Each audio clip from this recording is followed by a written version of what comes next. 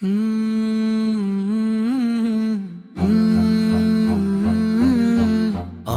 पर जब ऐनक आई, नई दुनिया सामने आई। रंग बरंगी रोशनियों ने दिल में खुशी जगाई। एक बटन दबाया मैंने, मंजर बदल गया।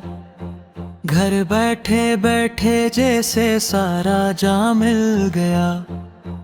कभी मैं पहाड़ों पर था, कभी नीले समंदर में, कभी चांद के ऊपर घूमा हंसता हुआ सफर में। डर भी लगा थोड़ा सा, पर मजा भी आया।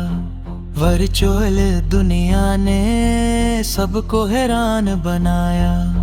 खेल भी है, सीखना भी, सब कुछ एक जगह।